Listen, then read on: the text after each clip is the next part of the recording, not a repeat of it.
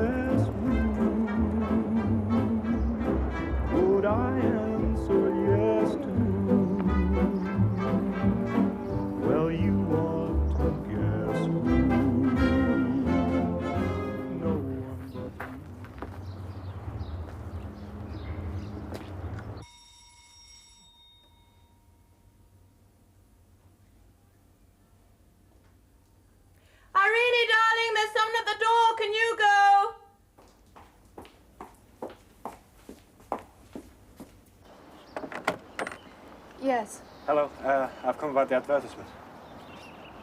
You're too old. Well, it says 14 to 18. I know what it says. I wrote it myself.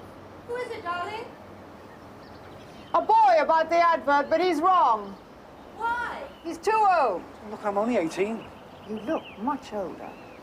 I'll just slip into something. I won't be a sec. You'd better come in.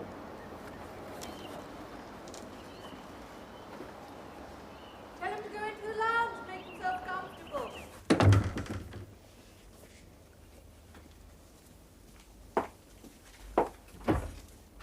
In here.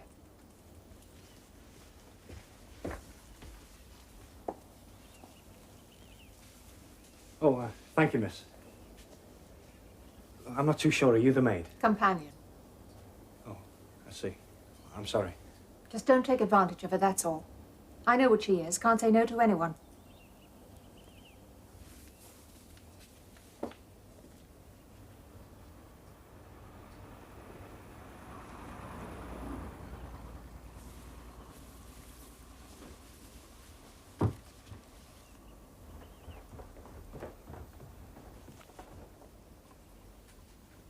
Hello.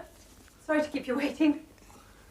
Been peeping at my music? Look, I wasn't... Oh, silly boy, I don't mind a bit. Look, that's me. Taken quite a few years ago, I'm afraid. I write music. Lausanne's my pen name. What's yours? Bowman. Just Bowman? Oh, George. George Percy. After my dad. What does your dad do for a living? He's a builder. Well, from up north originally. I've been working for him, only well, there's not too much of that about these days. Mm. Oh, I know. It's just terrible, this slump. Oh, I can't sell anything. Well, they did Night Brings Me You on the wireless about a year ago. That's absolutely all for ages. Here, let me take your cap. Thank you, miss. And it's Mrs. 3 times over, as a matter of fact. Gosh, now I'm giving things away. But the truth is, I started very young. Do you know, I've a boy of 13. He's almost as old as you. Isn't that terrible? Your young lady said I was too old. Yes, well, it's working on the building sites, I expect, made you so developed. I mean, you do look what I'd call fully grown. Look, I wasn't lying to her. Oh. No, of course not. Oh, don't mind Irene. We do everything together. You'll be working under her, as a matter of fact. You know, the boiler and the shoes and things like that. So, I'd better tell you what the wages are. I'm afraid that's one of the reasons we wanted a younger boy. My husband will only go to £1 a week. What, living in, Mum? No, I'm afraid not. There really isn't room. Well, Mr. Rattenbury's an architect and works at home.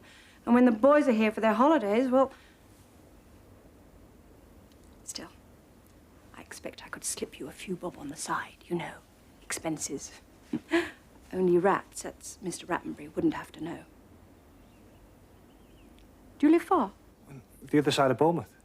Well, about half an hour on my bike. Oh, well, that's all settled then. Would you like a drink? No. No, I don't. Oh, do you disapprove? Oh, no. Well, my dad does. He's a bit religious. Yes, well, you have to have something sometimes to cheer you up, don't you? I mean, look at Jesus. He turned the water into wine, didn't he? Not the other way about. You can tell your dad that.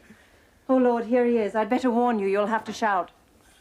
Hello, darling. Did you have a nice walk? Bloody east wind. You should have told me. Oh, did you get chilled? Ah, blasted the buggery.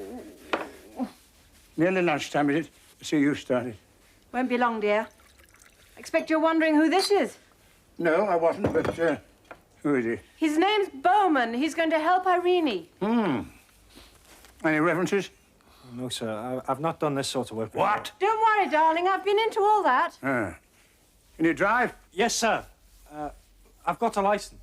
Oh, well, that's marvellous. Oh, darling, isn't that just too marvellous? Look, we've got a chauffeur. No uniform. Oh, no, of course not. No. Well, perhaps a cap and a mackintosh. You'd look nice in a cap. And, Mr. Rattenbury sleeps down here because he doesn't like the stairs. Sorry,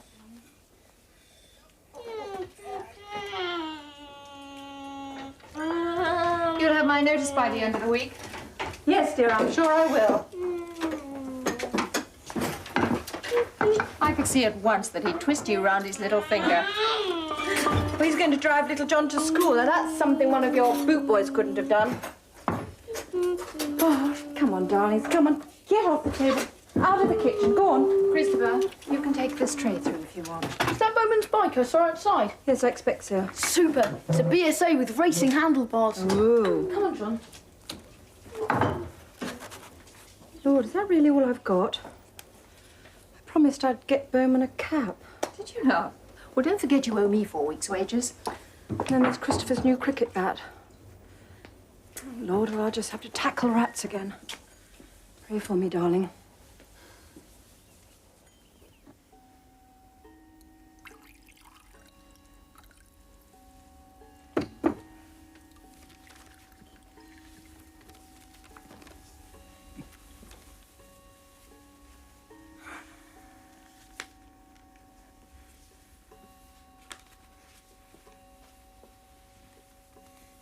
Rats. Oh, bugger this. What is it, darling? Property's gone through the floor. Nobody wants to risk the capital to build a bloody hen house.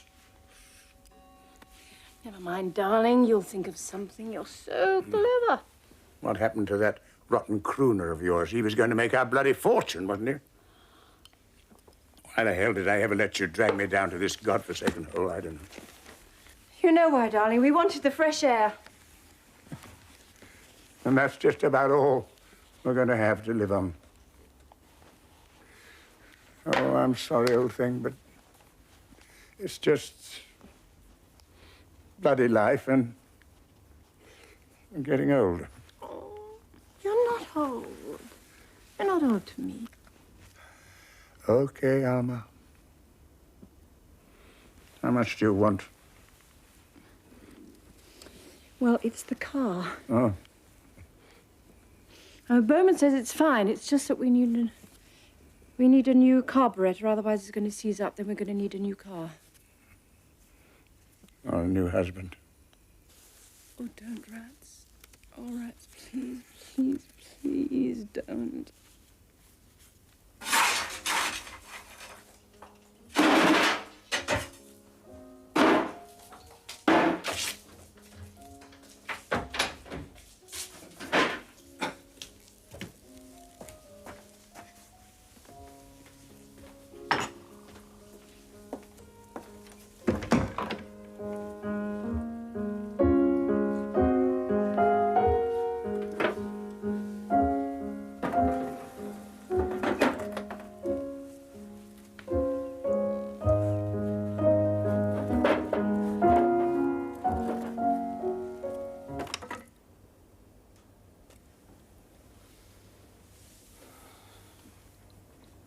No good, is it?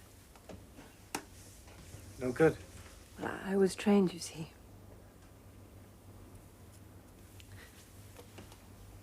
I only do it now to chase away the blues. Only it doesn't work.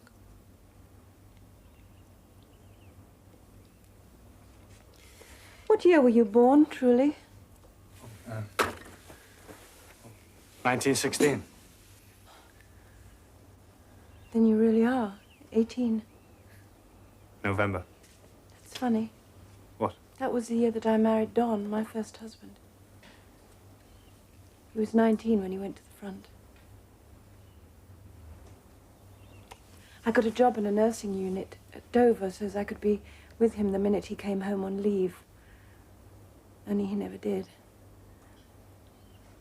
Got a telegram, that was all. He was killed. In France. There's one rose that dies not in Picardy. It's the rose that I keep in my heart.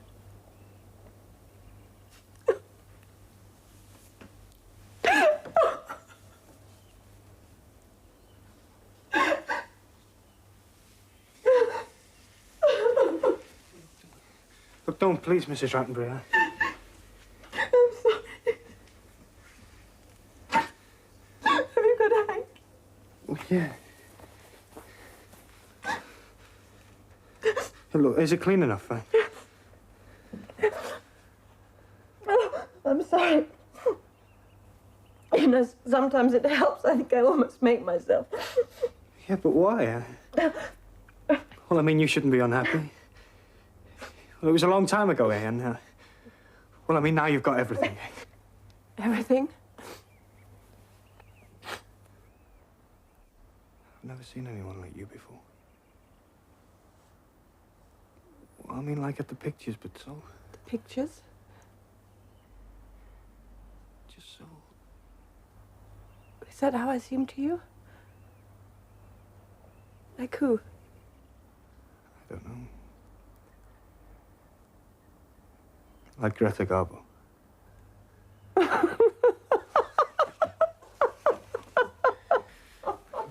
Look, I'm sorry.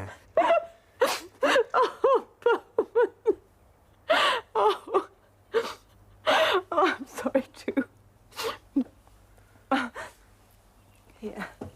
Here's your hanky. I feel much better now, thank you.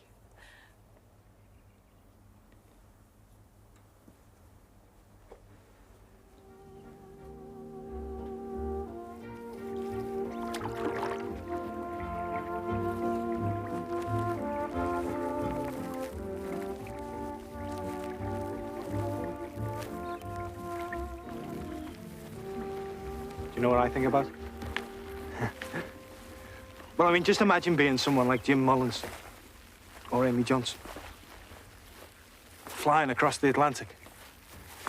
Up in the clouds going on and on, eh? You know, if you think about it, I mean, well, this is the best time there's ever been to be born. We've had wars and everything, but they're over. Now you've got cities and streamlined cars and cinemas. You can have anything you wanted in the world. So long as you were famous and had enough cash, eh? And then there's all this. What? All this that God gave us. That's what I tell rats. That's still there. I suppose if you're getting on and everything. Come on, you two! Well, you just have to win the pools and marry someone rich and beautiful. Well, I wouldn't mind the pools.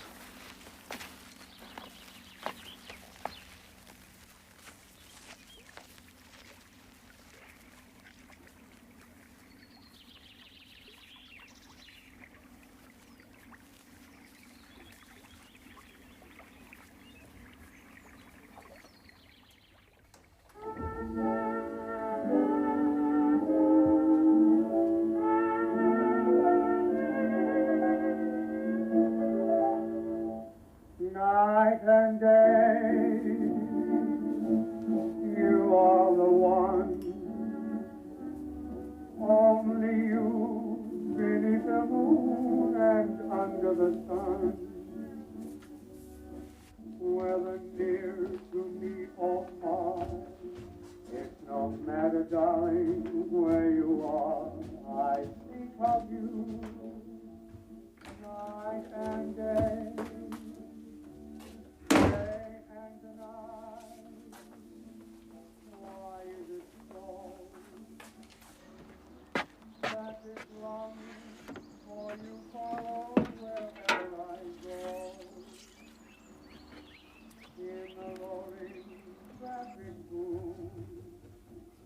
Silence of my lonely room, I think of you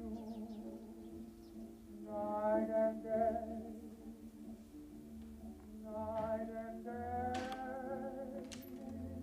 under the hide of me.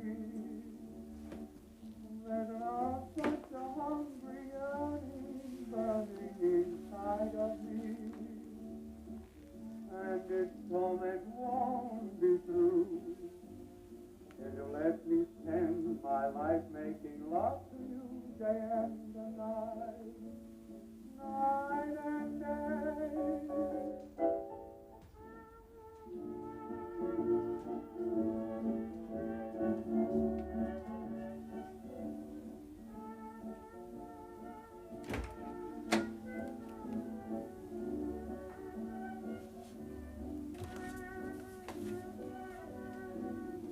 Don't be afraid, it's me.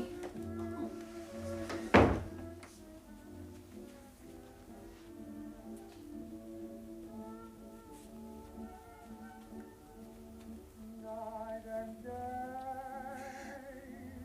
under the hide of me, there's such a hungry Why are you trembling? burning inside of me, and its torment I love you.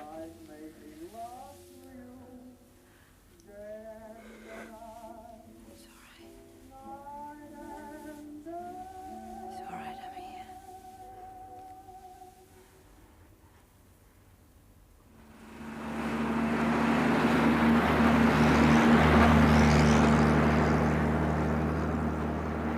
I was late for school today, Mummy. Were you, darling? Well, that's because Bowman had a puncture on his bike. Did you tell Mr. Forbes? He said don't be late again. Why was he late? Bowman had a puncture on his bike, made him late, dear. Absolutely silly, Bowman cycling to us in the mornings. It's such a distance. Wouldn't have to if he lived in. Where's he gonna sleep? With Irene? He could sleep in Christopher's room while he's at school. Little John could move in with me. You wouldn't mind that, would you, darling? Why can't I have my own room? He said he ought to live in Rats. I told you before. You didn't double D-clutch. Want to wreck my bloody gearbox? Sorry, sir. Oh, I'd let him live in then. But I'll not fork out another bloody penny for housekeeping.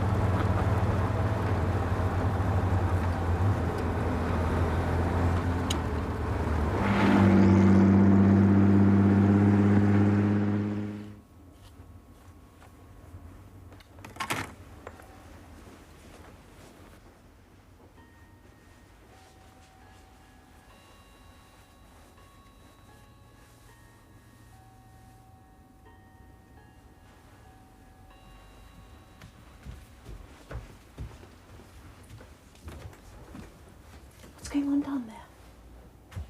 The rats with Bowman? Playing cards. Oh. I'm going to bed. Night, darling. Good night. Is everything all right? Yes. I'm all right if you are. Oh, yes. Very, very, very.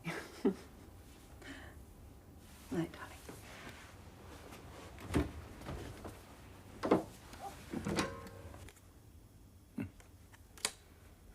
You know what, Bowman? The best move I ever made was to go to Canada.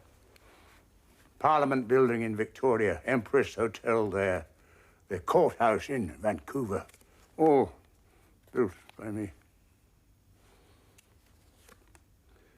Where I met Alma, too. Now... That's wrong, sir. Oh, then, sod it. Thought this was coming out. Now all that's finished. Bloody awful block of flats in Bridport's the highest I can aspire to now. What about you? Me, sir? Yeah, well, what do you dream about? Must be more than this. Wave a magic wand. What are you going to be? Eh? A magic wand? I don't know. Was somebody in the films, eh? Like James Cagney. Cagney? I thought he was a bloody gangster. Oh, no, sir. He's a film star. Where's my darling wife, eh? I think she's gone to bed, sir. On to bed? Poor little Alma. What's she going to get for her birthday now? Sweet FA, this one.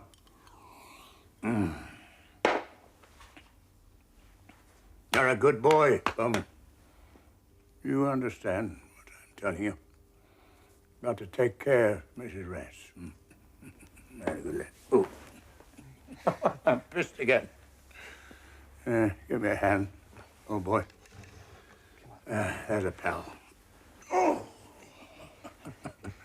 Off we go.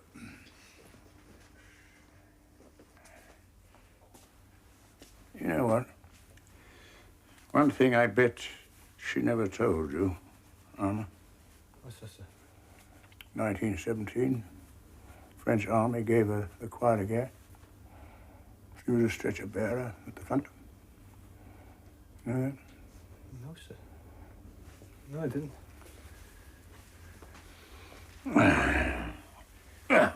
Come on, sir.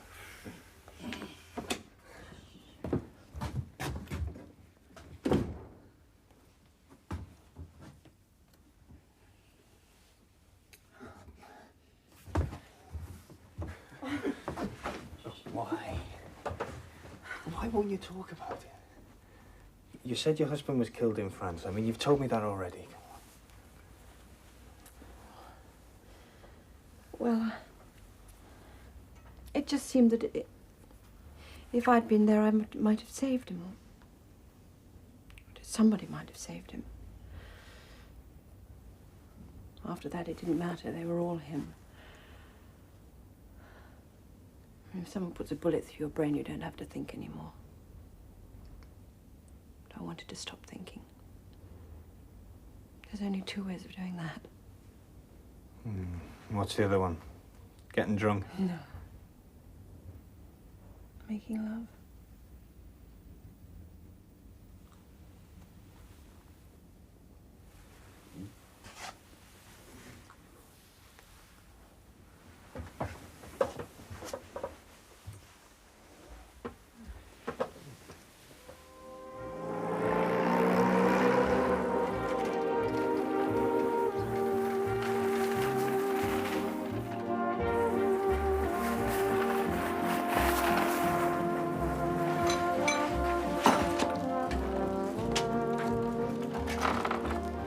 Bowman. What are you doing to her? I'm cleaning the spark plugs. Do you know a lot about cars? I bet. I'm not much good at things like that. Why do you wear a dagger? Look, it's not a dagger. It's a sheath knife. I hoped I'd get a bike like yours for Christmas, but hard cheese. He's a bit stingy, eh? Your old man. I'd say we're a bit of a funny lot altogether here. I mean, wouldn't you? He's not my real father, of course. My mother was divorced when I was 3. I've only got one real person, and that's her.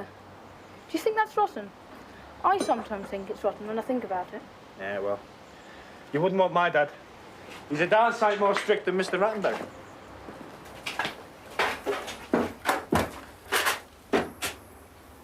Have you got many friends? Friends? Brothers and sisters? No. You're an only. I've got one friend at school.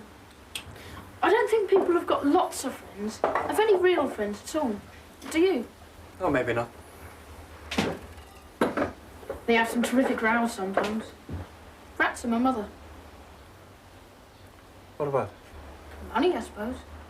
Once she thought he was going to kill himself. That's what she told me, anyway. He gave her a black eye. Are you sure about that? Apparently. Yeah, well, you better not try anything like that while I'm around.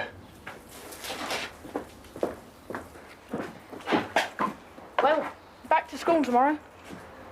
Actually, he's not such a bad old stick, old rat. I'd say they're quite fond of one another, wouldn't you?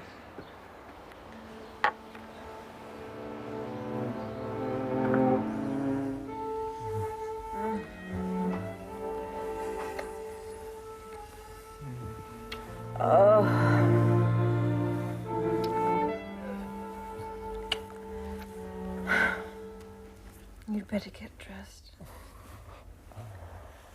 What for? We can't lie here all afternoon. Why not? I love it. But it's not fair to Irene. Irene? What the hell's she got to do with anything?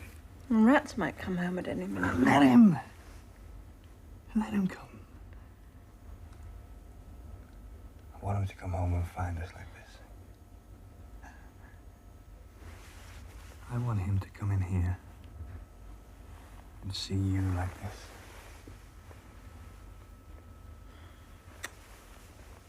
And that wouldn't be very sensible now, would it? Yeah, well, I call it sensible. Oh, just to hurt. Yeah, well, I want to hurt him. And me.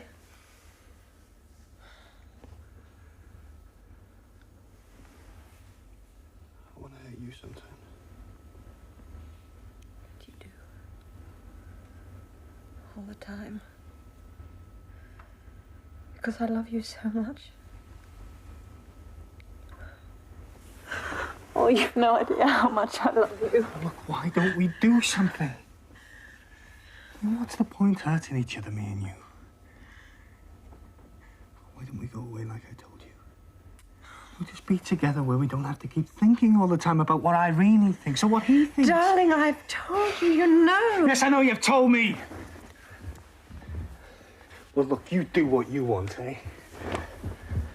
I mean, you just stay where you're taken care of, eh? That's all very fine. Oh, now that isn't fair. Yeah, who's being fair to me? You're being fair to me, you say that? Well, I tried to. I mean, it's Bowman, fetch this, Bowman, get that. And then the next minute it's, darling, I love you. I'll do anything you want, Well, just I tell me. mean it. I mean Yeah, well, it. I'll tell you now, I'm getting out of it. Oh, no. No, you can't just walk You're out not of going to here. stop me, are you? Please, no, darling. Please don't leave. If you want to see me again, you better come. No, listen to me. Listen, I love you. You know I love you. I can't just walk out of here like this. I can't let you go. You mustn't go now. Please, darling. Well, leave me alone, I'm warning you. No, darling. Please listen. I will come, I promise. You know, I've got to think about the children. There's so many things. You're just too young. You're too young to understand. You bloody cow! Stop it! Oh, stop it! What are you doing to her? What do you think you're doing to her? You're raving loonies, the pair of you! All right, that's enough. She wins. Oh, no. Don't let him leave me. Don't let him leave me. No. Don't let him go. Don't worry.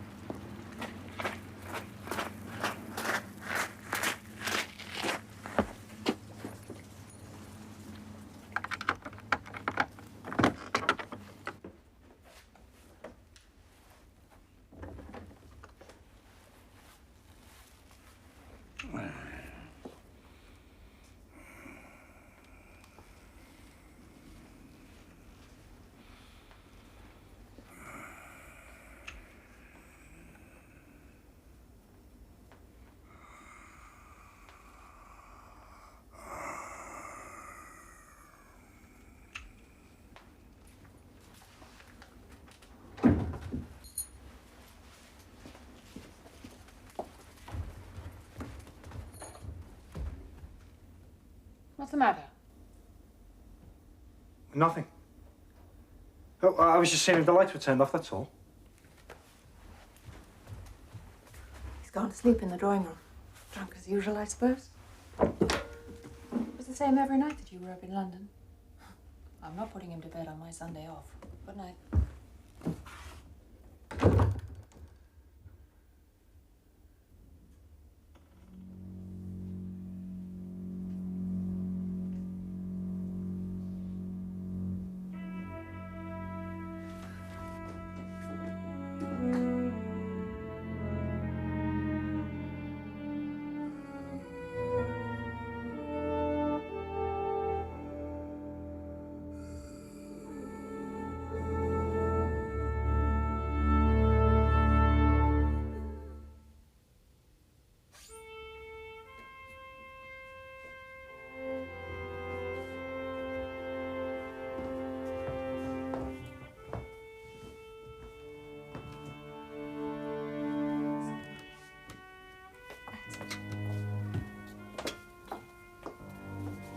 Ah, Mrs. Rattenbury. You feeling better now? She had her bath, matron. She wants to go to sleep. Perhaps she can have her coffee now. Do you want some coffee? Oh, yes.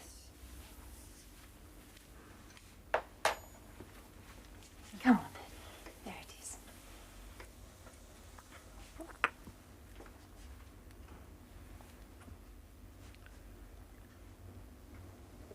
What's the time? Where's little John? Bowman's giving him his breakfast. It's Monday. Bowman's taking care of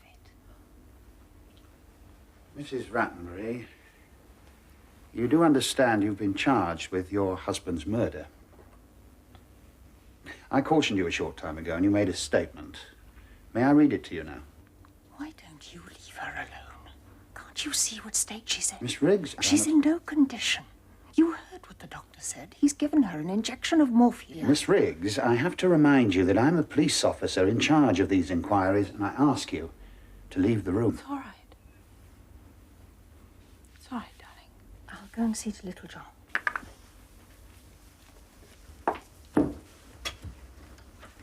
Sorry.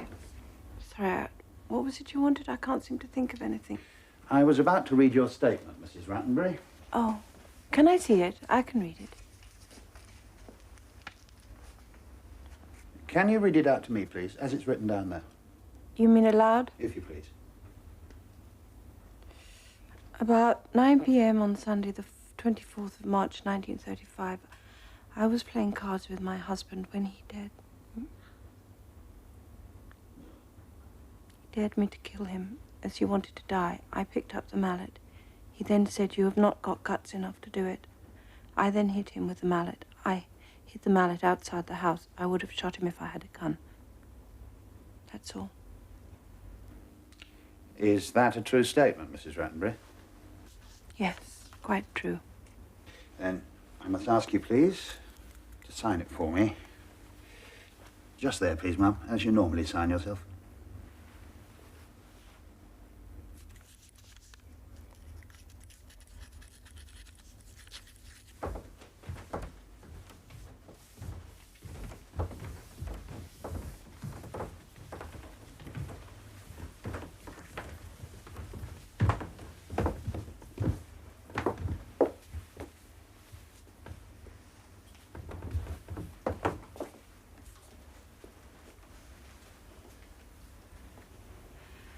Not quite sure when I'll be back, so don't make fools of yourselves.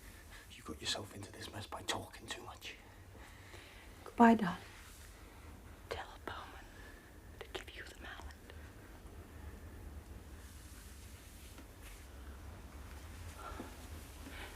Goodbye, little John. You'll be good at school, all right?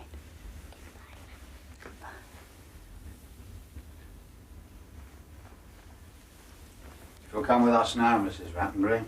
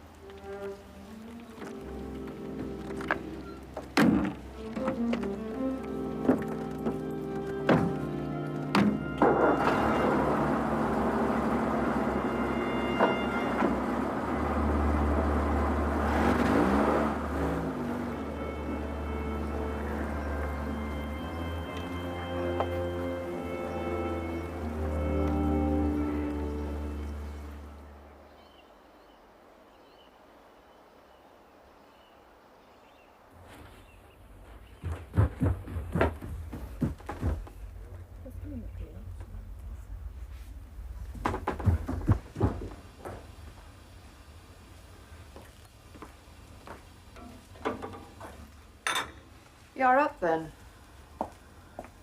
There's somebody in Mrs. Rattenbury's room. Mum and Dad. I asked them to come over.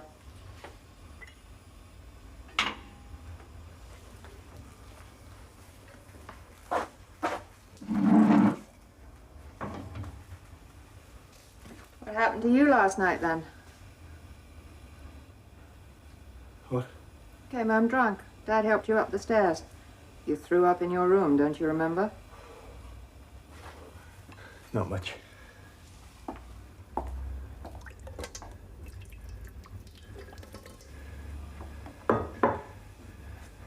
I got her to stop drinking those cocktails. I wasn't having her doing that.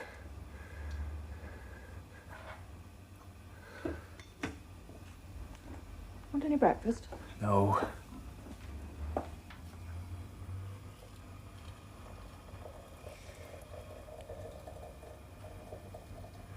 Mrs. Rattenbury's in jail.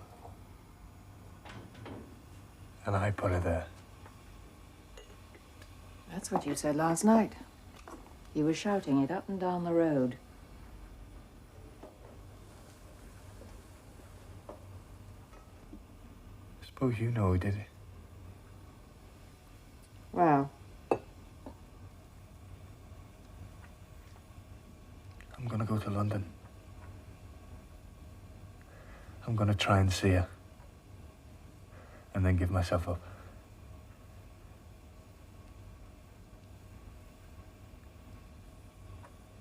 The police?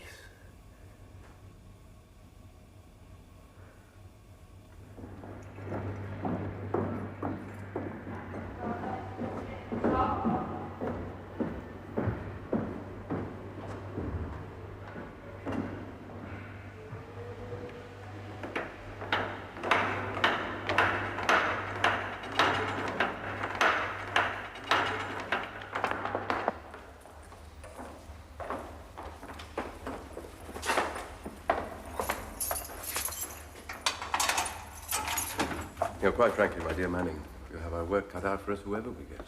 Just so long as it isn't Goddard. Prisoner Rattenbury, sir. Thank you, Wardress. You can leave us now. Yes, sir. Why don't you come and sit down, Mrs. Rattenbury? Good morning. Would you like a cigarette? Oh, my favourites, thank you. I'm dying for one. Good.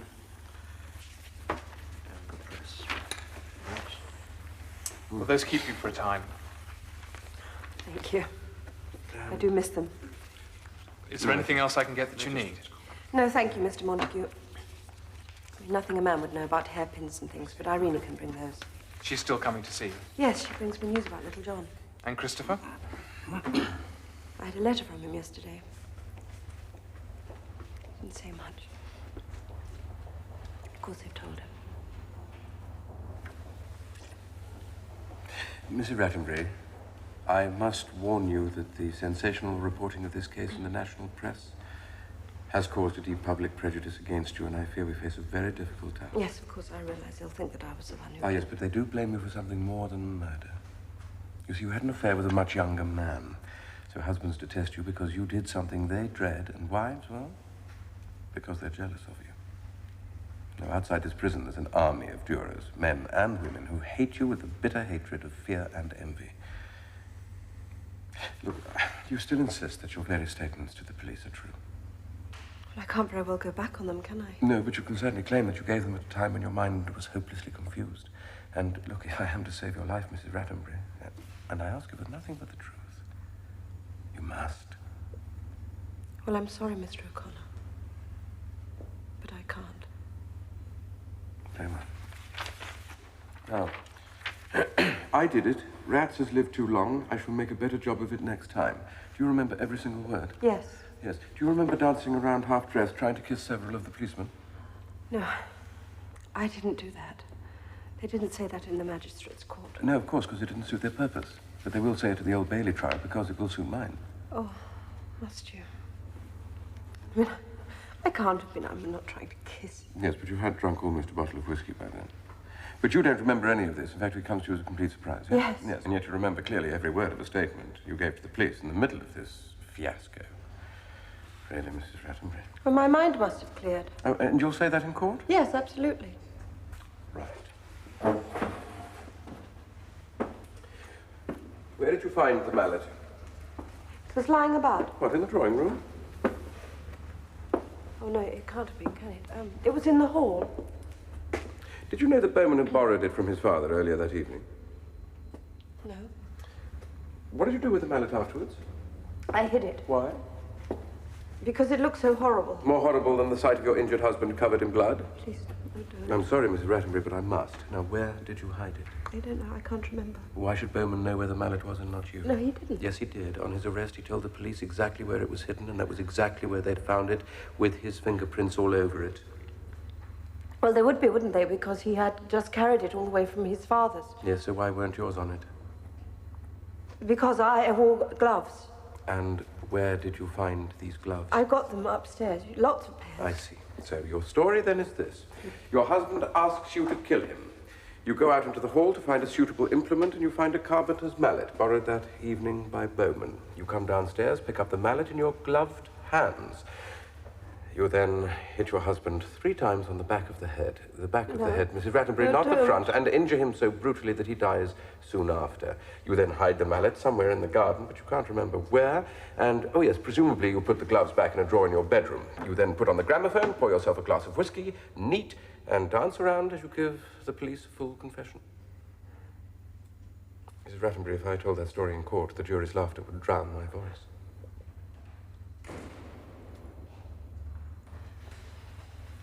Well, I'm sorry. So, that's that. No, it isn't that. Mrs. Rattenbury, if I tell that story in court, you know what the jury will believe. They will believe that it was Bowman who killed your husband with a mallet specially acquired for that purpose, and that he did so with your knowledge and consent, certainly under your influence, and very probably at your urging. And that will make you both equally guilty of murder. And your efforts to shield Bowman will have the effect of putting a noose around his neck, just as surely as around No, they can't do that to him. Oh, why can't they just hang me? I mean, that's what they want, after all. Look, Mrs. Rattenbury, please, would you like to tell us the truth? I've already told you, I killed rats alone. Bowman had nothing to do with it. Manning, I'm sorry, there's nothing more we can do. Well, that was in Bournemouth. Your statement to Detective Constable Gates in the detention room of the police court? Yeah. When I did the job, I believed he was asleep. I hit him and then came upstairs and told Mrs. Rattenbury. She rushed down then. You see, I watched through the French windows and saw her kiss him goodnight. You said all this. Well, I must have done, mustn't I? Did you go much to the pictures, Mr. Bowman? Yeah, quite a bit. And read much? Yeah, detective books sometimes. All this sounds to me like the product of a vivid imagination. Hey, look, it's true. Look, you don't tell me what to say, do you? I tell you. And that's what I'm telling you. I did the old man in when I was crazed on cocaine and not responsible for my actions, and that's what I'll tell him in court. You won't get the opportunity. Oh, why not? I'm not putting you in the witness box. How can you stop me? By not calling you. Hey, but you've got to.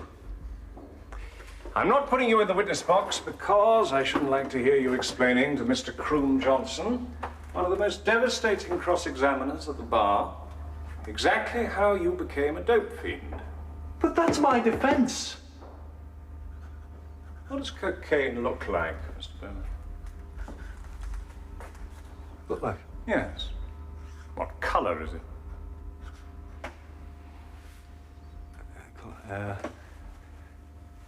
Brown. Brown. With like black specks in it. With black specks.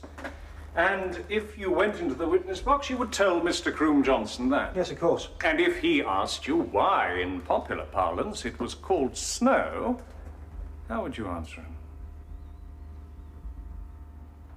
I don't know. I didn't know it was.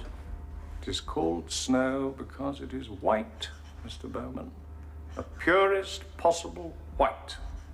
Oh, my God. Exactly. Well, Look, if I don't use cocaine, what's my defense?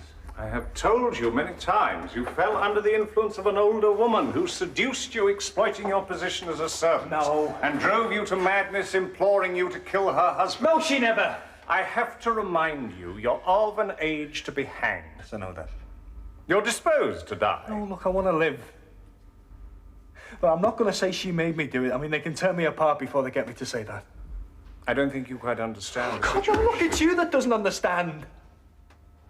Look, Alma Rattenbury, lying, deceitful bloody cow that she is, she's the only woman that I have ever had. The only one that I've ever loved. No, Mr. Caswell. I must stick by Alma. I just wish I could see her again, just to tell her, that's all. You will, of course, at the Old Bailey.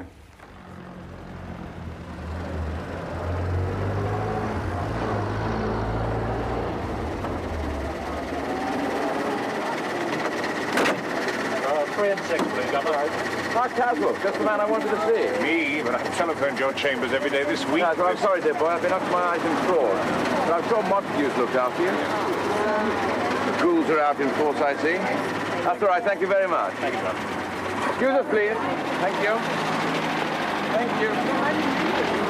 Is the enemy about? Groom Johnson, preening himself, I suppose. I think he's feeling pretty cocky. After you, my dear fellow. Thank you. How's your lad? Bowman, very difficult. You're not calling him? Impossible. Pains enough talking to myself. It's like to confess to anything. Well, mine won't take a stand to save her life. Literally. It's very tricky, the whole thing. Do you intend to involve us in the borrowing of the mallet? Bowman's father's going to say he assumed the boy borrowed it with your client's consent. Oh, assumption's nothing. What did he tell the father he was borrowing it for? To have a sun shelter in the garden. Sun shelter? Mid-March? One of the coldest days of the year? Was it? Yes. Should I have known that? Is it important? Just to me. Why? Ah, trade secret, dear boy. If I thought it would help you, I'd tell you. But it won't. You always seem so damn cheerful. It's half the battle. I didn't sleep at all last night. Well, that's a mistake. I had a large dinner at the Garrick, got away from the bloody actors, and slept for 2 hours in the smoking room, and then home to bed. Now listen, Caswell.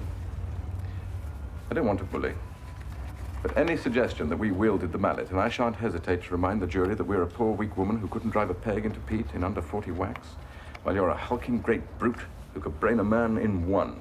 And did. That's right, and did. You're not disputing your statement of confession to the police. How can I? I don't know. I only know I'm disputing every one of mine. I'm going to have them floating past Groom Johnson like confetti. I suppose while you were knocking the old man's block in, we were, what, winding the gramophone and egging you on? I'm sorry, O'Connor. I intend to push your evil moral influence as hard as I can. It's my only chance. All right. You push away, my dear fellow. Push away. I'm going to push your psychopathological rages and fits of sudden violence. You won't mind that, I hope. By the way, I'm told that you were supposed to have committed the murder under the influence of a lorry load of cocaine. Yes, damn it. Where did you get it from? Someone, somewhere in London. We can't remember who or where. Good God. I've got a couple of expert witnesses on drugs, but the whole thing is desperately thin. Is this your first capital charge? No. With the others, I had some chance. Oh, well, there's life, there's hope. Our hope, their lives. Yes. And not for a single moment can one forget that. She's in there! Come on now, stand back. Stand back. Right back!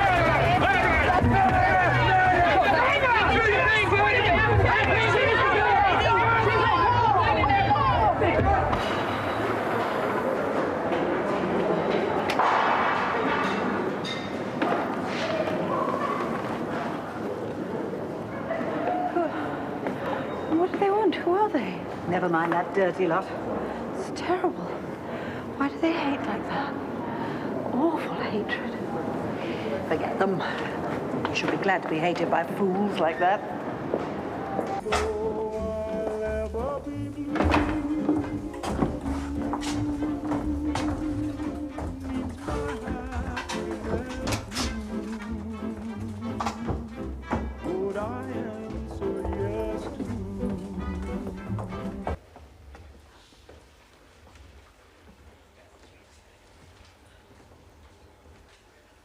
If anyone can inform my lords, the King's Justices, or the King's Attorney General, ere this inquest be taken between my sovereign lord the King and the prisoners at the bar, of any treasons, murders, felonies or misdemeanours done by the prisoners at the bar, let them come forth and they shall be heard.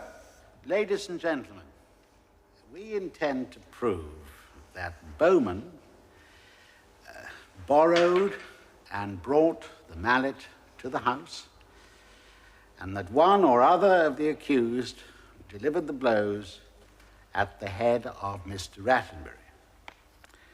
The prosecution suggests that Mrs. Rattenbury and the boy, Bowman, with one common object and design, set out to get rid of Mr. Rattenbury, who stood in their way. And that, members of the jury, is the contention of the prosecution in this case. Thank you, my lord. Now, Miss Riggs, you have already told my learned friend, Mr. Croom Johnson, that on the night of the murder, you came home and looked briefly into Mr. Rattenbury's room. Yes. And then on your way upstairs, you saw Bowman on the landing and exchanged some words with him. And shortly after that, Mrs. Rattenbury came into your bedroom and told you that she and Mr. Rattenbury were leaving to visit some friends in Bridport. Yes. Mr. and Mrs. Jenks. Now, was there anything unusual about her? Did she look as though she had any idea at all that her husband was downstairs, mortally injured? No, not at all. So she left you and went to bed. And shortly afterwards, you heard someone going downstairs. Was that very quickly? Yes, in a hurry. And then almost immediately the cry of Irene? Yes. And you were downstairs in the drawing room, what, within a few seconds of hearing that cry? Yes. And what was her condition then? She was in a terrified state. Not at all as you had seen her a few moments before in your bedroom. Not at all. She was a changed woman, absolutely. And then on her way finally to the police station, did she say anything to you about Bowman? Yes, she whispered to me, "Tell Bowman he must give you the mallet." And did you tell Bowman that? But as soon as I asked him, I realized that the police had already found the mallet. And what did he answer? Nothing. Thank you. There was something else. The morning before he left to go to the police, I asked Bowman why he'd done it. Wait a minute. Mr. O'Connor, do you want to put any further questions? I think I will follow this up if I may, my lord. I should have said it before when he asked me another question. And what was that? On the Tuesday, I asked Bowman why he had done it. And what did he say? He said because he had seen Mr. Rattenbury living with Mrs. Rattenbury on the Sunday afternoon. Let me have this. Did you say living with him? I think the expression means having marital relations, my lord. Was he sober when he said this? Yes, quite. Thank you, Miss Riggs. You are Arthur Ernest Bagwell, a constable in the Hampshire Constabulary stationed at Bournemouth. Yes, sir. Would you tell the court, in your own words, of your actions in the early morning of March the 25th? And you may use your notebook if there's no objection.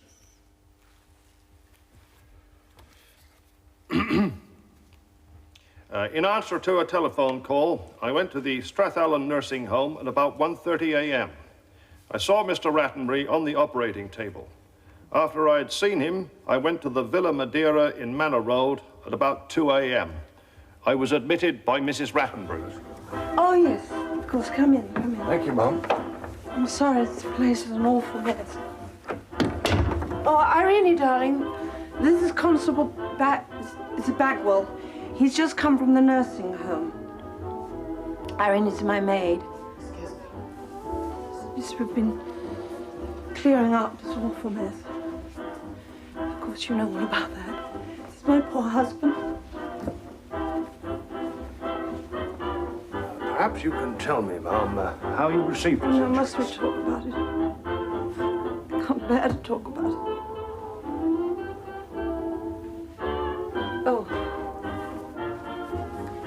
Would you like a drink? Not on duty, ma'am. A cigarette? Oh, gosh, it's almost finished.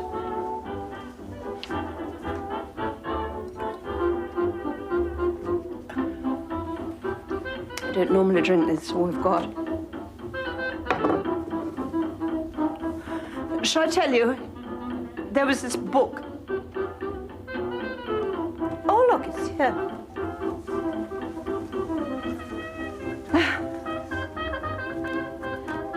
What he told me is rats are what I call my husband. He wanted to die. He was always saying it. Excuse me, Mum. Could I ask you to turn down the gramophone? It's disturbing the neighbors. Oh!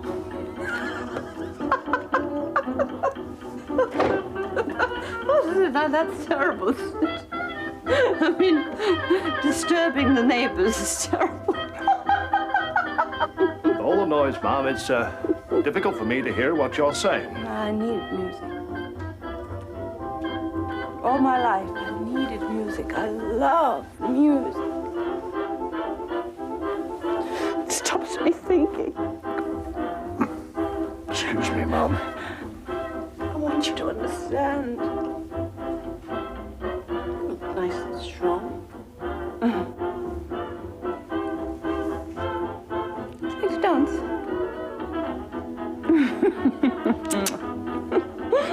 No. No, that's wrong. I can give you something. I can give you £10. Mrs. Rattenbury, I have to caution you. Did you see my chauffeur at the nursing home? He drove the doctor.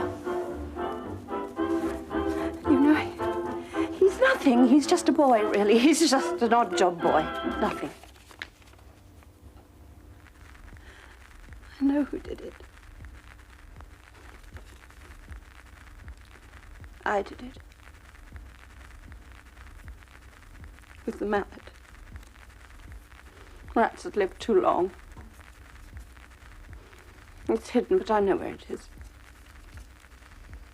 Oh, no, I didn't mean to bribe you. I think I have to make a telephone call now, Mum, if you please. No, wait, where are you going? I want to talk to you. There's a telephone in there, you know. Look after her, miss. No, please, I want to talk to you. Don't let him go. I have to talk to you. Al, don't.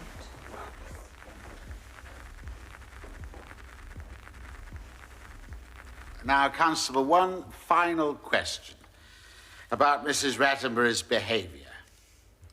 As a policeman, how did you react to her attitude that night? I was disgusted, sir. Thank you, Constable. Look at the press boys scampering out. Yes, well, nice headlines.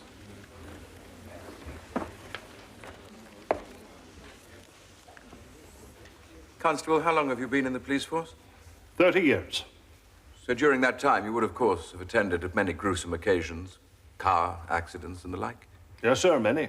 Yes, so you would be very familiar with the medical phenomenon known as shock? I've seen cases of shock, sir. Yes. Severe shock? Some severe. Good. How do such persons usually behave? Well, I'd say sometimes they're not quite all there. So why were you then so disgusted by Mrs. Rattenbury's behavior that night?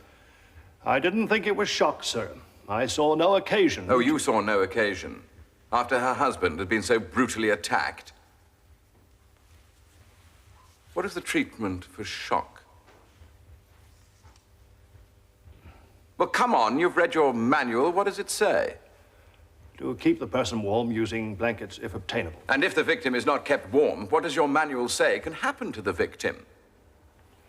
What is there a danger of? Collapse, sir. Collapse, sir. And what happened to Mrs. Rattenbury later that night? She did collapse, sir, and had to be put to bed. But that was the whiskey. Oh, was it indeed?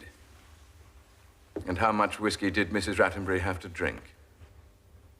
She was drinking from the bottle, sir, and almost emptied it. In front of you, Constable? I had no option, sir. No option, sir. What does your handbook tell you to prevent the victim taking at all costs? Alcohol, sir. Alcohol.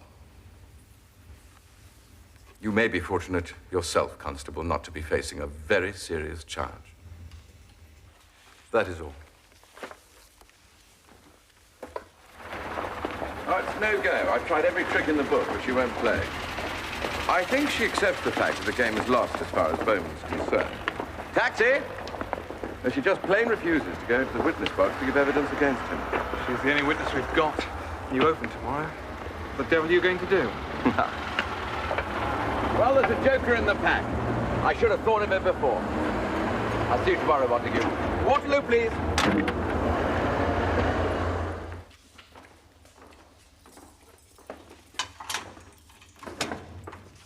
Good evening, Mrs. Rattenbury. Mr. O'Connor, what are you doing here? I've brought someone to see you. Oh? Thank you, madam. Please.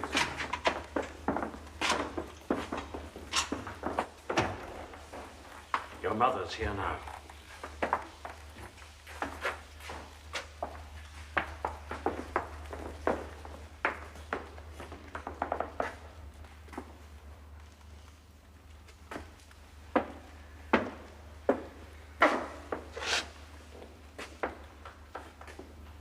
What kind of a man are you?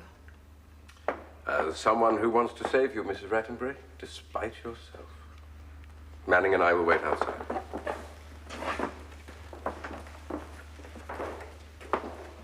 Hello. Hello, Christopher. This is my son. This is Joan. Hello. Hello, Christopher. I'll leave you two together.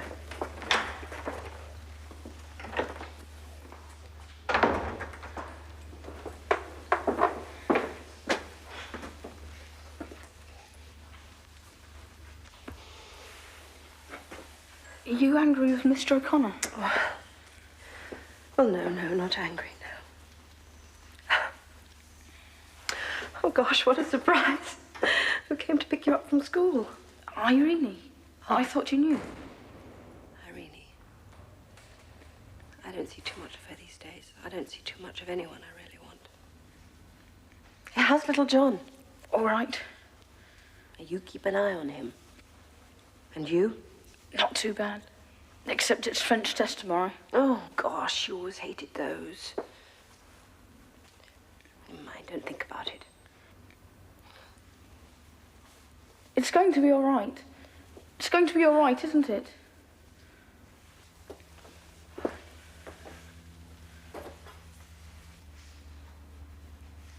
What did Mr. O'Connor ask you to say to me? He wants you to tell the truth. Makes it sound easy. Isn't it? Not always, no.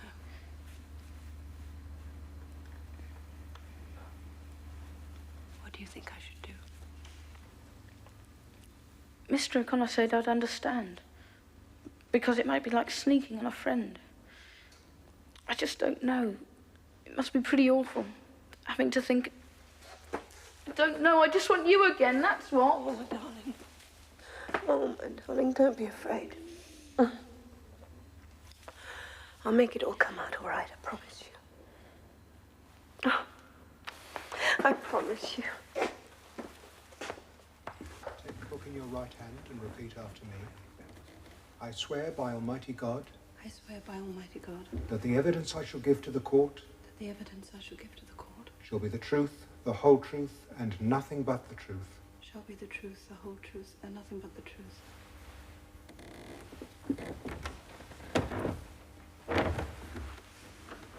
You are Alma Victoria Rattenbury? Yes. Were you married to the late Mr. Rattenbury 7 or 8 years ago? Yes.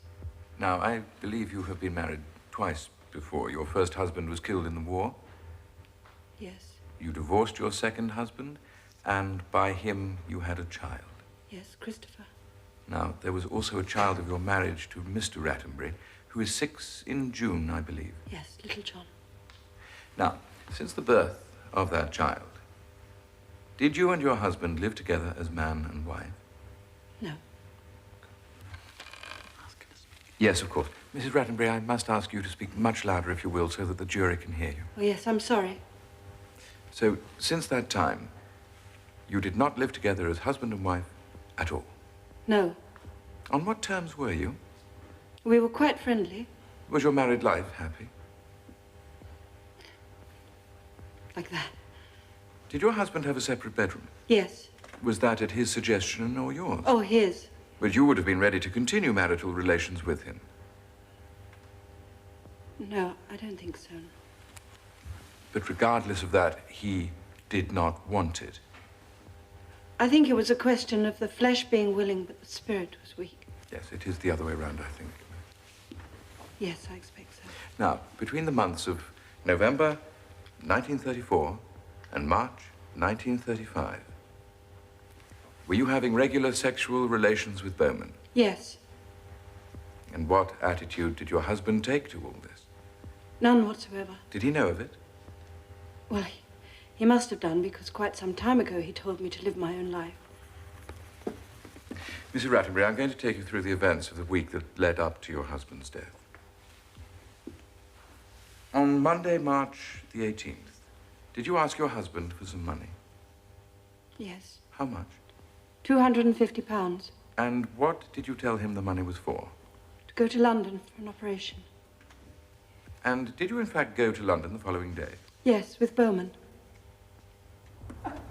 Hey, the Royal Palace Hotel. Hey, look.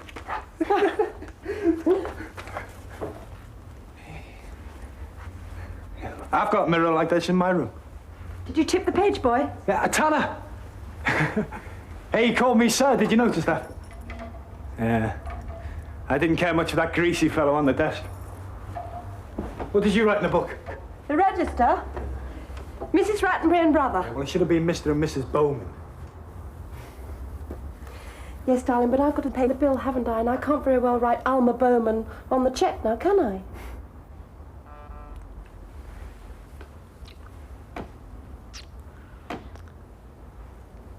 Did you get that £50 out of the bank for me? Yeah. There we are. Now, you keep £20 for yourself so you can pay for things as we go along. It's 30 for you and 20 for me. Hey, now what do I get? No, not hey, now. You promised me. I know. You promised me that I wouldn't have any of your horrible rows if I came away with you. Yeah, but you look at that bed, eh? Yes. No, we've got heaps of things to do first. Like what? I want to go to Harrods and buy you a suit and shirt and some ties. Yeah, and silk pajamas. Is that what you want? Yeah, silk pajamas. That's what they wear in the flicks. Hey, and I want to go and see Lives of a Bengal Lancer. It's on at the Carlton. Oh, no, let's go to the theatre. You know, Bobby Housen's on at the Hippodrome. You'd like that. I'll toss you for it, eh? Head. It's yours. What did you say the show was called? Yes, madam. Yes, madam. Yes, madam, anything you say, madam, eh? But now I'm going to have you on this bed, so what do you say to me? Yes, sir.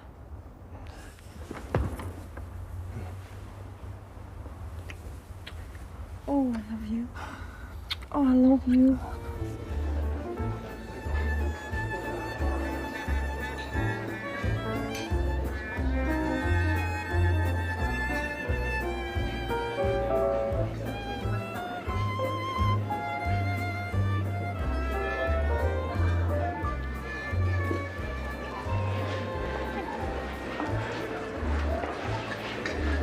Thanks very much. What's this place called then? It's a Thé dansant. It's where wives bring their boyfriends when their husbands visit the office. Yeah, that's a good idea.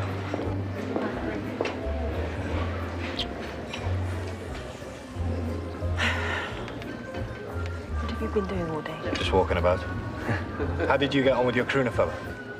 He said he won't have another broadcast for at least 6 months. But he's promised to look at my new song. I was missing you. Did you miss me? Yeah, not much. You swine. I went down Bond Street. Bond Street? Whatever for? For this. What is it? It's for you.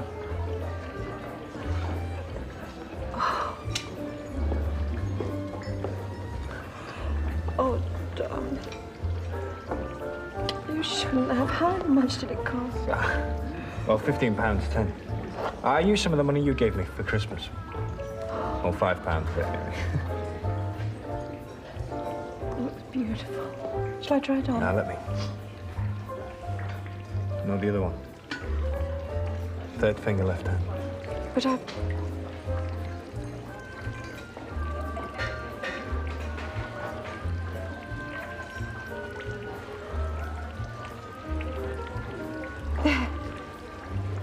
perfect. With this ring I thee wed, and with my body I thee worship.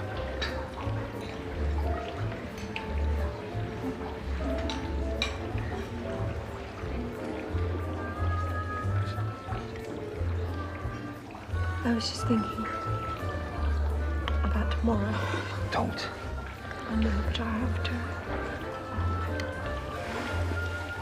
Promise me you won't make a fuss when we get back. Now that I've proved to you... Look, I don't want to talk about it. I don't even want to think about it. But I have to think about it. Look, suppose the world came to an end. Well, I mean, suppose tonight we went to bed and made love and we'll just turn the gas on. Well, why not?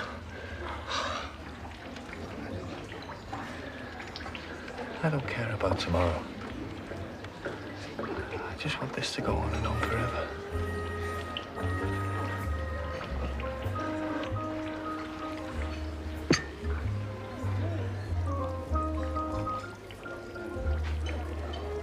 Let's dance. I mean, I want to dance. Look, I don't do too much of that. Come on, you can if I show you.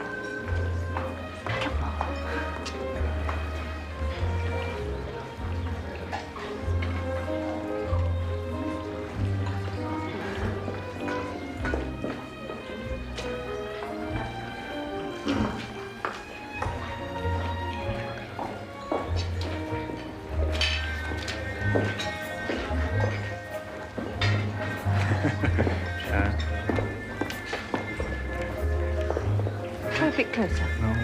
Come on, it's easier. That's better. Oh. Oh, very good. Yeah, I'm not quite Fred Astaire, am I? No, not much ginger.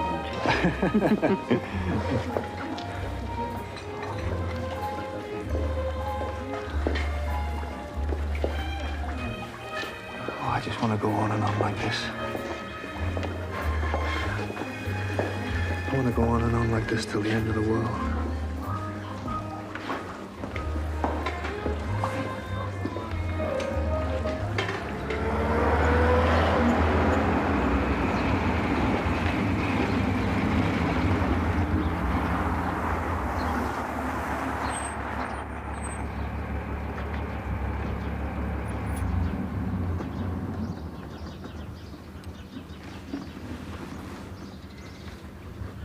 Come on, then. Look, I'm not going back in. I'm never going back inside. Oh, don't be silly. It's Irene's day off tomorrow. Little John's at home. I've promised him. So come on. Just for me. Hmm?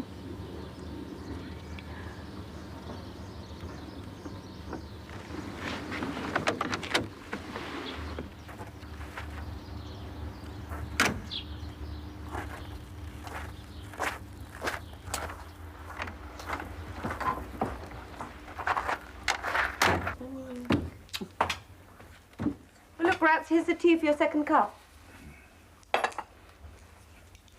God, that's the bloody truth. What's that, darling? Thank you. You ought to hear this, Alma. Elderly men like to marry young girls, and after a bit, it's hell for both. Because a woman always wants more than a man. Little John. A good deal more, in fact, than he can give her. It takes all his time for a young man to keep pace with a young girl.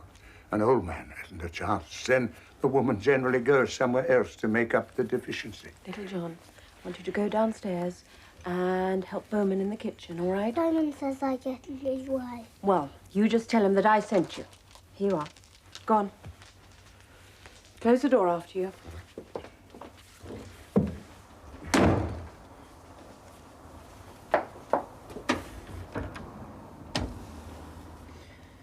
Look, Rats, I don't know what this is all about or why you're trying to get at me in front of Who Little says John. I'm trying to get I at know that you're disappointed about the flats, but It's I got thought nothing we to do settled with all the that. sodding flats.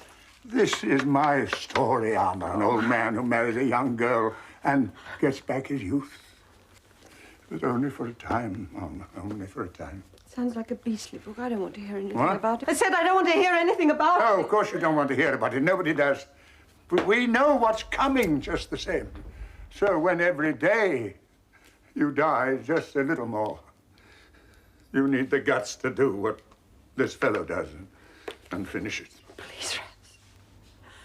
Please don't start again. Please, please. But what'd she send you down for? To help you. Well, do what? Do what you're doing. Shall I play soldiers?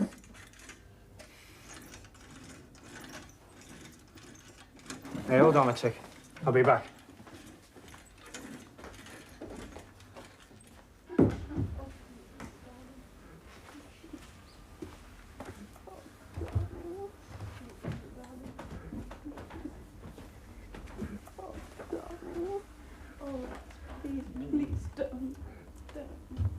Oh, I'm sorry, sweetheart.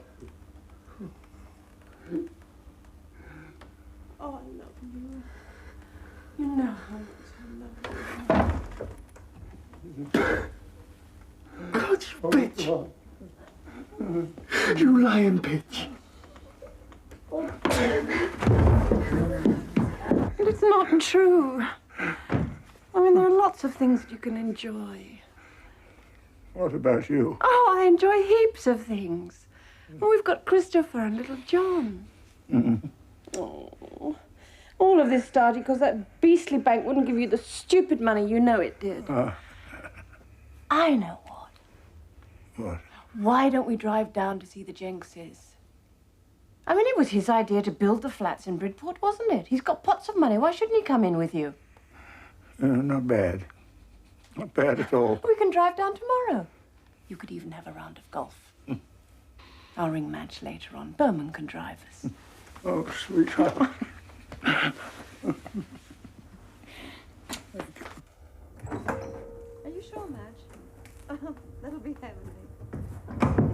No, Rats wants a few days away from you, as a matter of fact. Oh, you know, just the usual things getting down. No, it'll be just the two of us. I mean, little John's away at school during the week. Oh, there is just one thing, Madge. We've got a chauffeur now. It's not as grand as all that. But is it all right if you drove us down? No, the coach... Yeah, the coach has to be marvellous. Yes. Yes, all right. No, he isn't.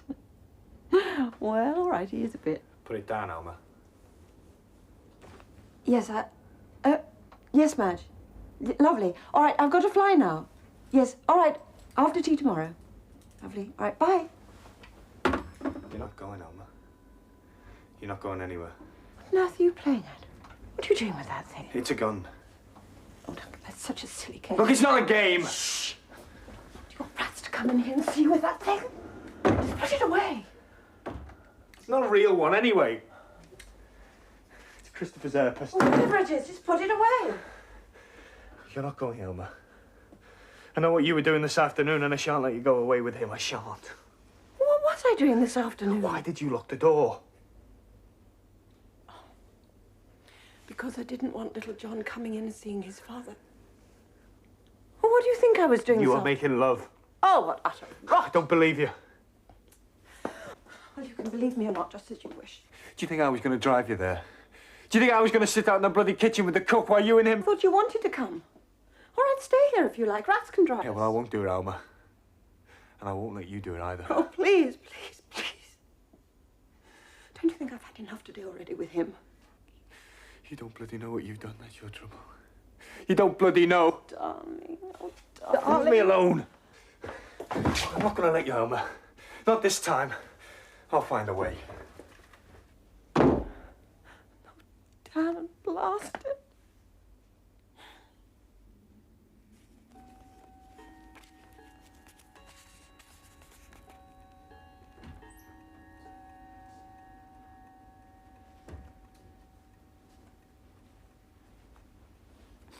All right. You're not still reading that beastly book, are you? Mm-hmm. All right, don't bolt the door tonight, because Irene won't be home till 10. Night, old thing. Good night, Alma. Bless you.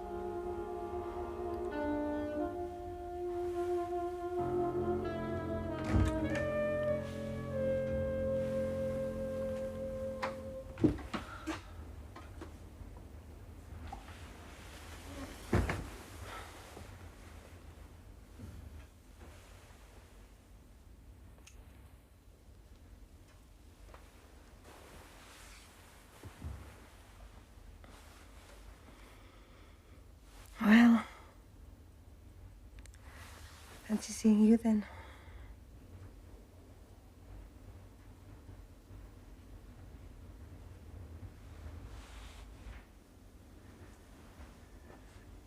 Where have you been?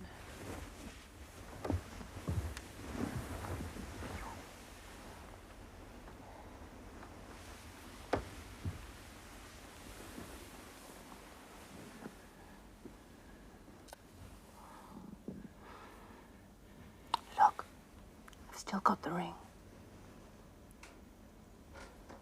Oh, what is it, darling? Don't be cross.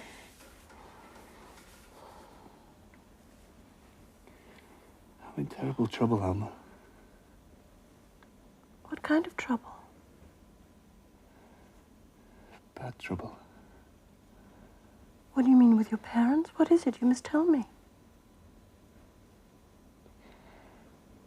I can't.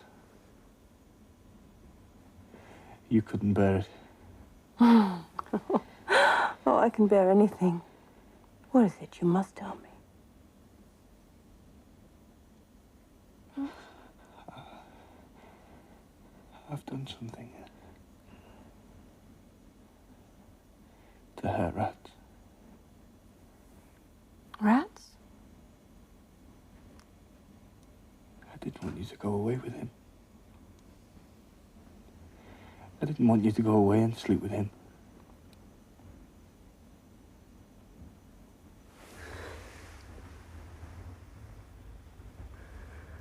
I hit him. What? On the head. What do you mean? I borrowed a mallet from my dad. I didn't want you to go away with him. How could you? I don't believe you. You just see.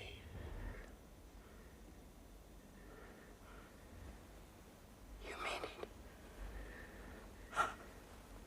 Oh, my God.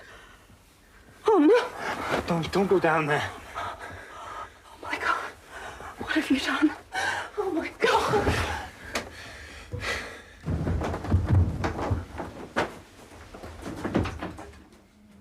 Rats! Irene! Oh, my God. Irene! Oh, my God. His teeth. Trod on his teeth. Oh, my poor rats. What have they done to you? Come on. No, wake up. Wake up. What have they done to you? What's happened? It's rats. Oh, look at him. Call Bowman. Someone must get the doctor. Bowman! Bowman, come down quickly! Call Dr. O'Donnell, I can't. It was his teeth.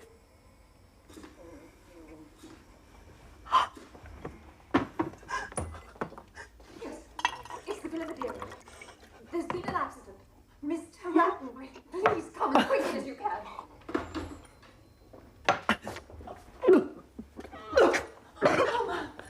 Bowman, you mustn't drink that. Where is Bowman? I don't know. Well, when we were in bed, Bowman. What is it? Can't you see? Somebody must Go get the doctor. I've spoken to him. Go get him. Make him come quick. I told you, Alma. I told you. No, just go and get the doctor. Come on.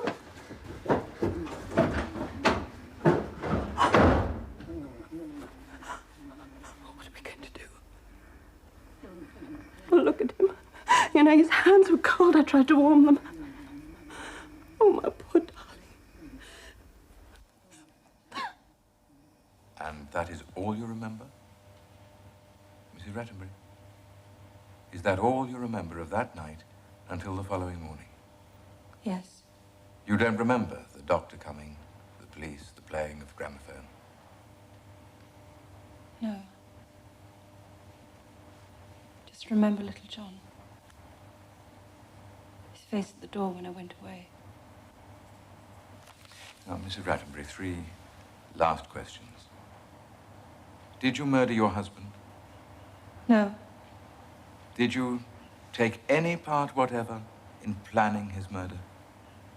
No. And did you, in fact, know a thing about it until Bowman told you in bed what he had done? No. If I had, even just for a moment before, I would have prevented it. Mrs. Rattenbury, thank you. That is all. Mrs. Rattenbury, just a moment. You haven't finished yet. Now, you've told us that on that Sunday night, Bowman came into your room and got into bed with you. Was this something that happened frequently? Oh, always. Always. Yes, when little John was at school. But little John was at home that night. So where did he sleep? In my room. Would you say your lover climbed into your bed with your little son in the same room? Yes, but he was asleep. Little John was a very sound sleeper. Mrs. Rattenbury, when Bowman told you in bed that night that he had hit your husband on the head with a mallet, did you believe him? Not at first, no. But when you went downstairs and found that your husband had indeed been hit on the head, did you believe him then? Yes, well, one would, naturally. Well, you say naturally, but it's my duty to submit to you that you knew Bowman had done it because you encouraged him to do it. Well? Sorry, was that a question? It was a question, Mrs. Rattenbury, and a very important one. Well, I thought that I'd answered it, but... Well, if you want it again, I didn't plot my husband's death. It was a great shock to me. I've never in all my life harmed a human being. Oh, you have never harmed a human being? Not meaning to. Not till now. But you were fond of this boy.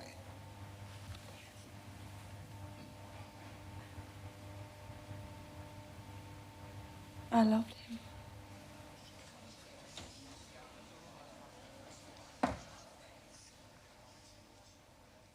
Members of the jury, when this boy met this woman, he was an ordinary, innocent English boy.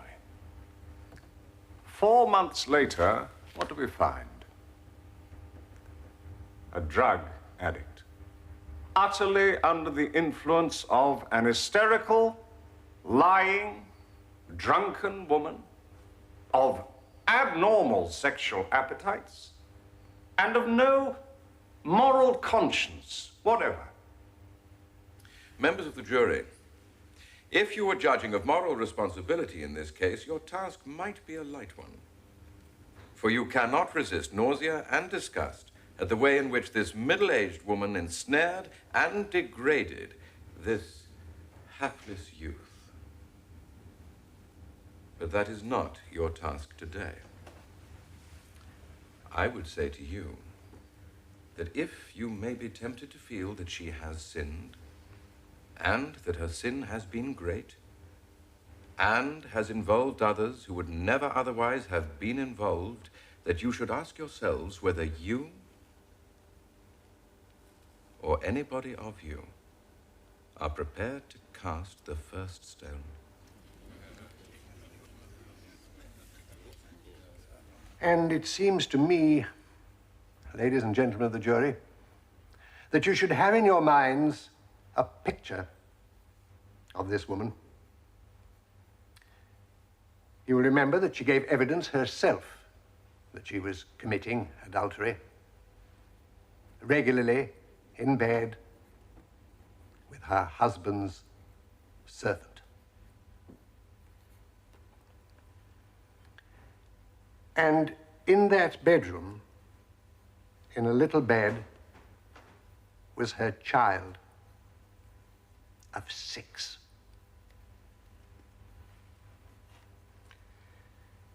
Members of the jury, having heard her learned counsel, having regard to the facts of this case, it may be you will say you cannot possibly feel any sympathy for this woman. You cannot have any feeling except disgust for her. But that must not influence you.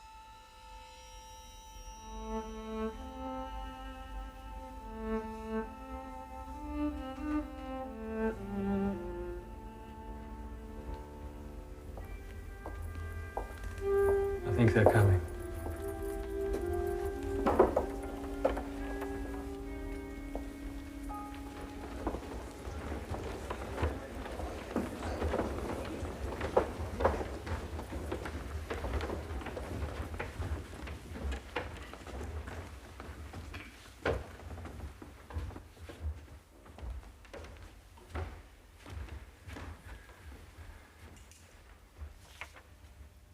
Members of the jury, are you agreed on the verdict?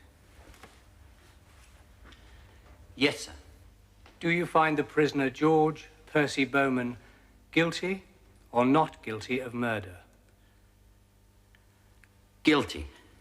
But we should like to add a rider to that. We recommend him to mercy. Do you find the prisoner Alma Victoria Rattenbury guilty or not guilty of murder? Not guilty.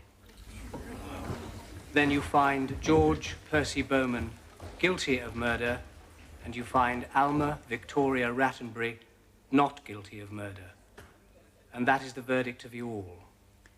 Yes, sir. Oh, no. Mrs. Rattenbury, No. the jury have found you not guilty. You are discharged. No.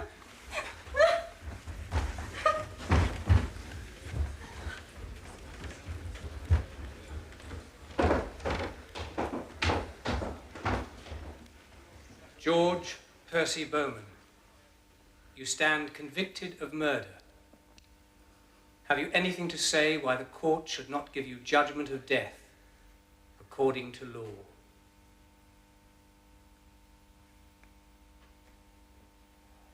No, nothing at all.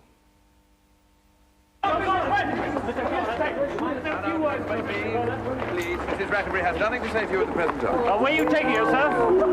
I'm taking her to a private nursing home, and I very much doubt whether you'll be able to find her. Good day to you. We'll follow her to Bournemouth if we have to. Hey, Caswell! Mr. Caswell! Have you seen Bowman? What have you got to tell us? Gentlemen, Mr. Marshal Harvey has a statement for you. Thank you, Judge. A short statement, gentlemen. My client was seen by his father after the verdict. I'll read you what he said. I am content they have set her free. Whatever happens to me does not matter. I am glad she has been spared. That is all, gentlemen. We shall, of course, be lodging an appeal. What's your view on the verdict, sir? Well, we're pleased that the jury recommended mercy. We hope that it will be acted upon. Good day. So one more question, sir. Good day.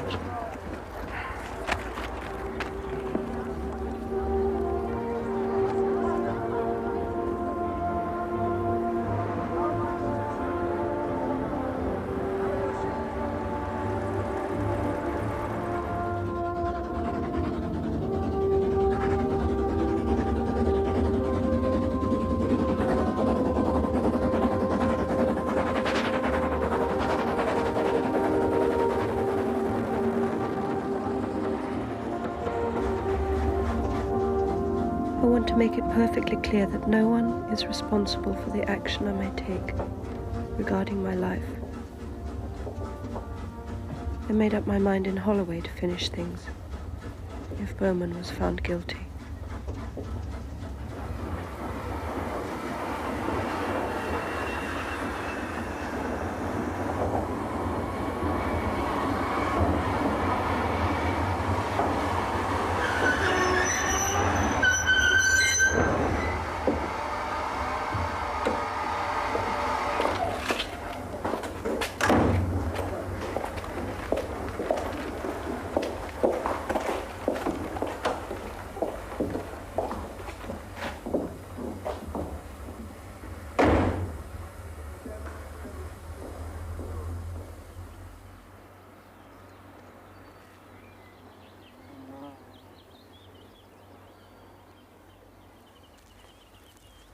If only I thought it would help them and I would stay on.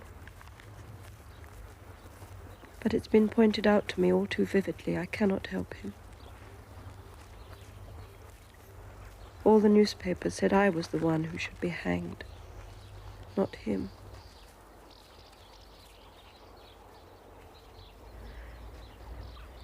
How strange I should have found this spot where we walked with little John. I tossed a coin like Bowman always did, and it came down Christchurch.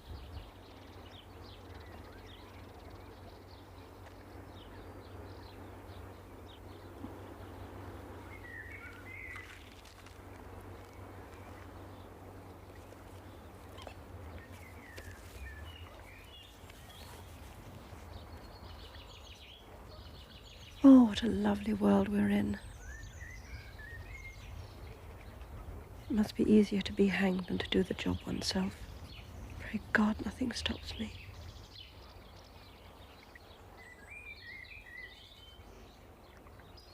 God, bless my children and look after them. I tried this morning to throw myself under a train at Oxford Circus. Too many people about. Then a bus.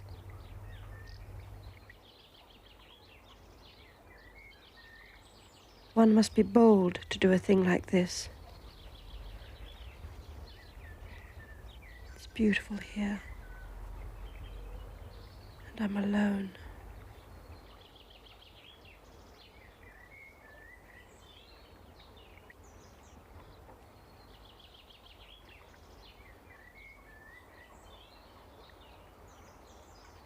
Oh, thank God for peace at last.